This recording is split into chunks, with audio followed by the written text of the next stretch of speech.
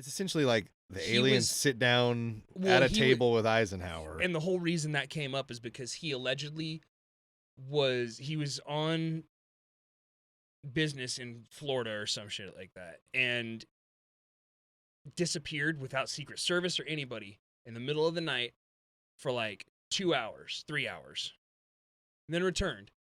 And the whole reason was emergency dental. He bit down on something, broke a tooth, and had emergency dental work done. Uh-huh.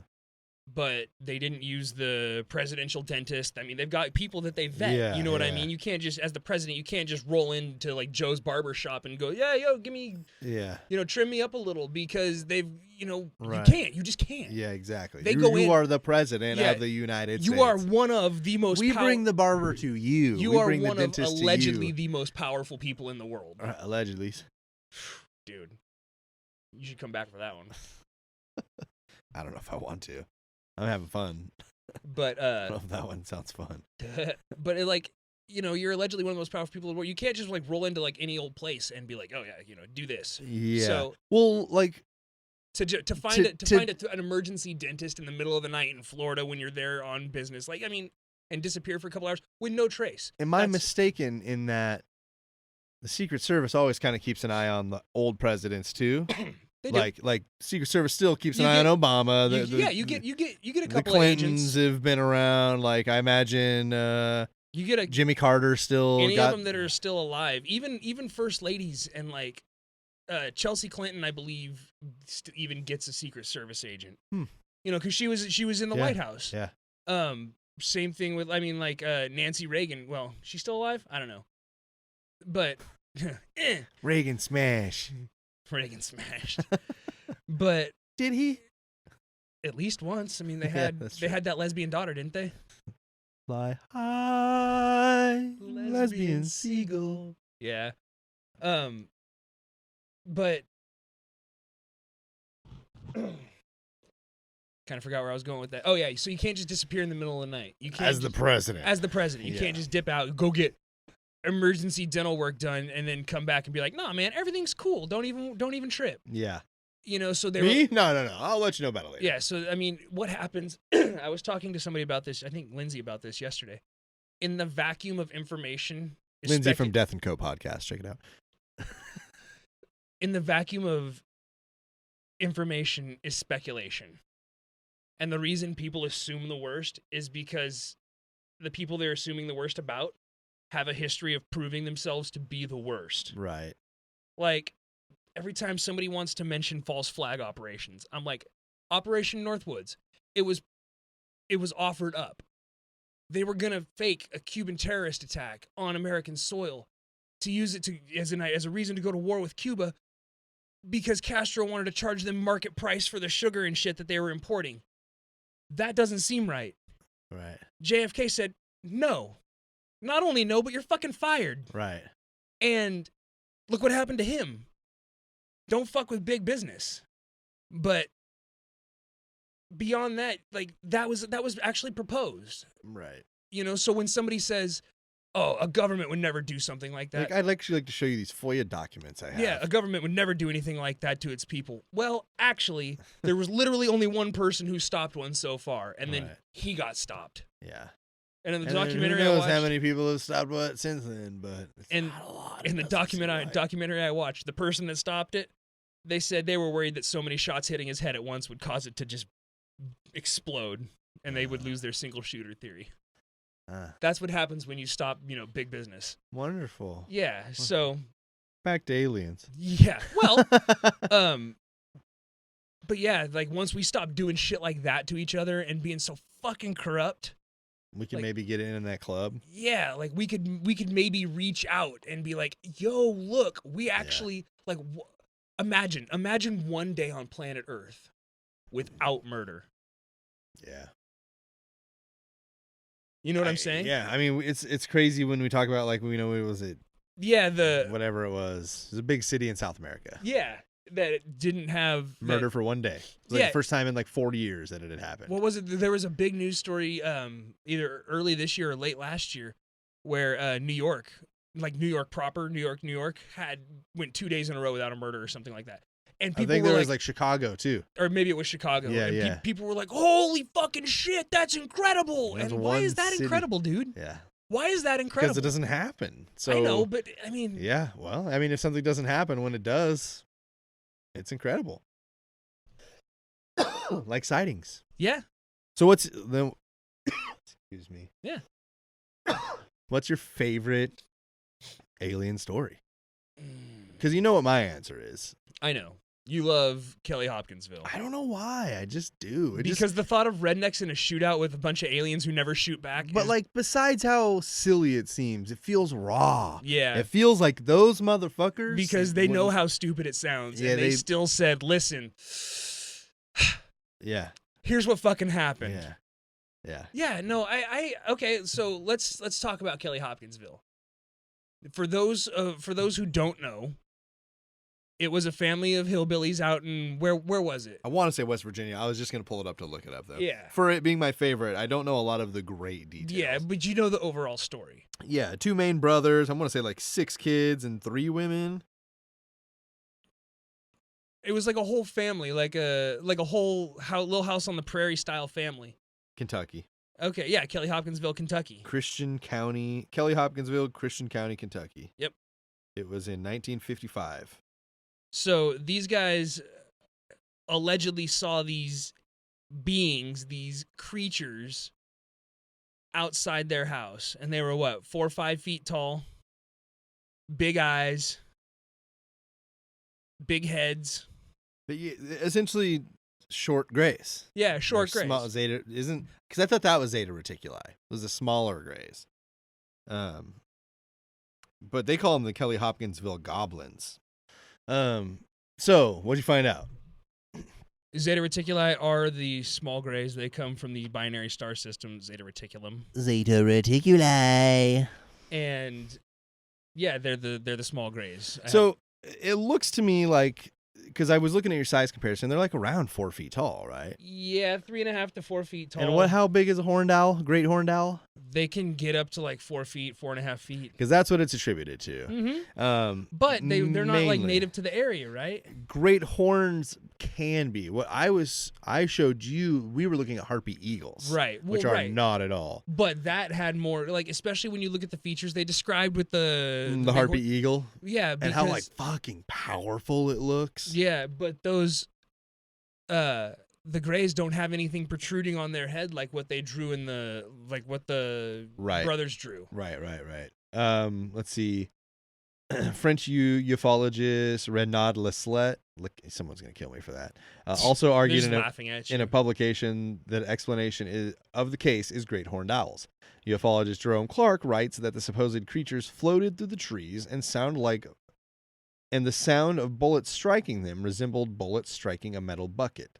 Clark describes an odd luminous patch along a fence where one of the beings had been shot, and that the woods beyond a green light whose source could not be determined. However, this description was consistent with foxfire, a bioluminescent fungus on decaying wood. I guess that kind of actually led me to a point I was going to say is like, it's explaining things away is like a very important part of pseudoscience, which I would say is what we're into right now. Yeah, Like you need I would say not necessarily explaining away, giving but looking for the most likely and possible solutions. just bioluminescent fungus. Like how often is it in the Kentucky forests? How often is it? How often are great horn the official explanation is great horned owls. Give me see if you could just like great horned owl map. Like it'll probably give you the regions it's in. If it's over Kentucky, I'll accept it. I'm not gonna say that's what happened, but for somebody who I really don't feel like I believe in aliens that much. Like I want to very badly. It's almost like God. Is that their region? All the pink? Permanent resident is all Holy the pink. shit. So yeah, they're everywhere. But that almost seems just as unfair. Listen, Yeah. these are literally on the entire continent of North America. Yeah. That was what happened, though. That's what happened. I wonder what the populations in Kelly Hopkinsville, Kentucky are like. You know what I mean? That's good for referring back if we need. I just saved it so I can. Yeah, so the Harpy Eagle one was those are like if I'm not mistaken, Asian Yeah. eagles. So we were like, We ruled that out. but the pretty easy. features of Kelly Hopkinsville Goblin and Harpy Eagles are like, Exactly. and they're huge, and those like literally the claws are like if you than take your 2 hand. fingers, yeah, one of their like talons is bigger than this. It's Yeah. a gigantic fucking bird. Yeah. And I love huge birds, and I wasn't really familiar with that one. So That's when a whoever fucking sent us raptor. that one, yeah, I was so very impressed by the size of that bird. And I had heard the name before, but it doesn't sound like a peregrine falcon. Or, it does, you know, like, it doesn't sound like doesn't a bird have of that prey. doesn't have that fucking wow It name. doesn't It's sound very it's rock a and Harpy roll. Eagle. Like, yeah. Oh. That little pansy, what is it, the size of a seagull? No, it's the size My of fucking God. Miata. A seagull's owner if it had a human. It's a big bird. Google it. Not the big bird. Don't Google that. You could. It might be educational. Hmm. Depending on what your level of reading Today's episode's brought to you by the letters U, F, and O. is. UFO? I don't get it. What does it spell? There needs to be more letters. Yeah, so the story briefly is that a couple brothers, Kelly Hopkinsville, Kentucky. If I'm not mistaken, they're like out working late. It's like twilight dusk. They're like wrapping up. Someone sees something emerge from the forest, freaks them out, possibly starts a small bit of hysteria amongst his family and brother, because I think the second brother doesn't claim to seeing them until they're on the patio. First brother starts the huge, like, the fuck inside, there's something out here. And this is 1955 backwoods Kentucky. These guys were, I don't know if armed They're to the not teeth hanging out is- late watching Rod Serling. They're like about to say night ma, night pa, night Jim Bob. Like it's So I said, Little House on the Prairie yeah, family. yeah. It's winding down for sure. I think that's the Waltons. I don't know. Either way, doesn't matter. It's worth looking up. Yeah, just that ending part. But so they get inside, and the aliens, horned owls, whatever, they attack the house. The Waltons say goodnight. Fuck. Yeah. All right. You want to play it? You want to listen to it?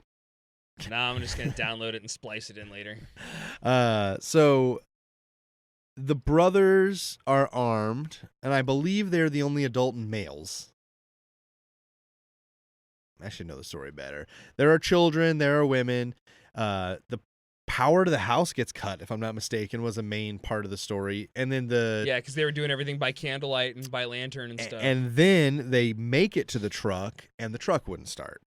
So there was... Which is consistent with a lot of UFO activity because of the electromagnetic field that comes off of the UFO So- is known to knock out power in small. Pierre Lucent or whatever, like what was it, just coincidence that the power also went off? What happens when you have too many coincidences? It's not a coincidence, man. Thank Too many coincidences. It's not. Yeah, so I mean, for me, long story short, they fight these aliens for, if I'm not mistaken, hours, like into the morning light. Exchange. They volleyed. They fired guns, but were they ever fired on? No, what happened was they kept peeking into the windows, which also I'm like, owls, rabid owls? Like, they said that, essentially the reason they kept firing is because they kept seeing them, and they kept coming and peeking into the windows, and because I think they fought them from the first floor living room. Okay. Like, everybody was hunkered down in there, women and children in the middle of the room, and the brothers on the outside defending the windows. Like, that was how it went down. And then I think one of the brothers, if I'm not mistaken, jumped out of the second floor window to get to the truck, and then it didn't start. There's got to be a movie. Is there not a movie on this? That'd be such a kick-ass movie. I'm sure there is, but It's it's probably shit. Doesn't matter. Well, tell the story. Yeah. Can we make a Kelly Hopkinsville movie? If we could get funding, Oh my God. dude. Here's my official plea to you. We want to make a Kelly Hopkinsville movie. You got to give to the Serial Chillers Patreon. That's the only way you can give us money. But patreon.com/Serial Chillers podcast. Put specifically in your give that it is for the Kelly Hopkinsville movie. I might be serious. Yeah, I mean, I'm down. It's like literally something we could rent. You can rent the An equipment. older home. We could rent the equipment. We can rent the hillbillies. We could be the hillbilly. You know what I mean? Like it's like, Uh. yeah, maybe not. But exactly, we could direct and produce it. Can I wear director's pants and like the high boots and No, I want you to also be in character. I want you to be in no shirt, overalls, straw cap. we gotta knock out one of your teeth? Yeah, no. Let's call it Straw. little straw. Yeah, a little straw hanging from the mouth. Action. Fair enough. I, Sets the mood. it's for me in its amount of time to action involved ratio of alien stories that have lasted the test of time.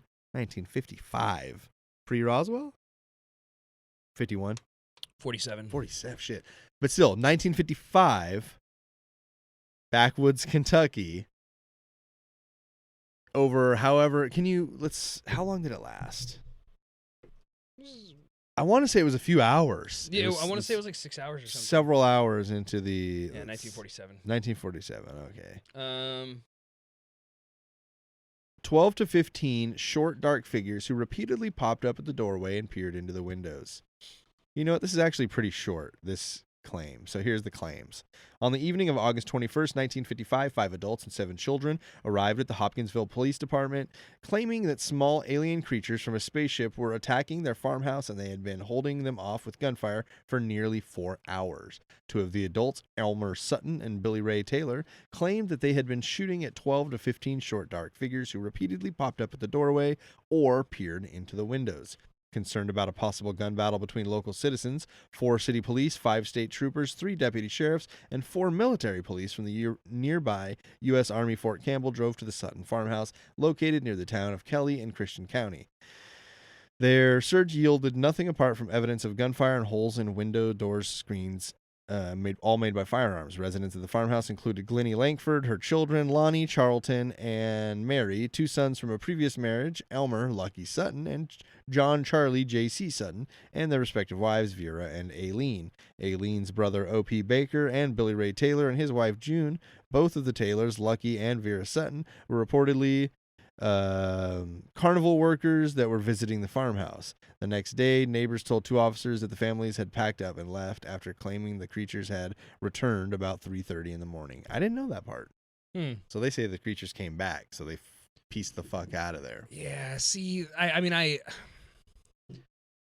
could see, but like, imagine being the alien. Imagine being on a foreign planet.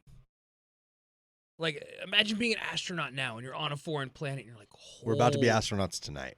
You're like, holy shit! Look at that. There's a civilization here. There's people, and you go and you look in their windows, or you see them in the field, and you're like, look, there's one. And the guy goes, ah, shit! And he takes off running. And You he's hear like, a bullet ricochet and off you the hear- rock behind you, You hear him make all his squeals and squawks, alerting the others. flapping his meat. Yeah, and then he gets inside, and all of a sudden, you hear bullets. What the fuck is this guy doing, He's man? not even a good shot. So are you gonna keep peering in the window and teasing him, or are you gonna fucking skedaddle because you're not shooting back, but for 4 hours you're just gonna keep going? Right. No. Like, that's the part I have a problem with. If there was an exchange of gunfire, if they felt threatened and they stayed and fought, Okay. okay. Hear me out on this. Okay. So, No, closed minds only. all right, see ya. I'm just kidding.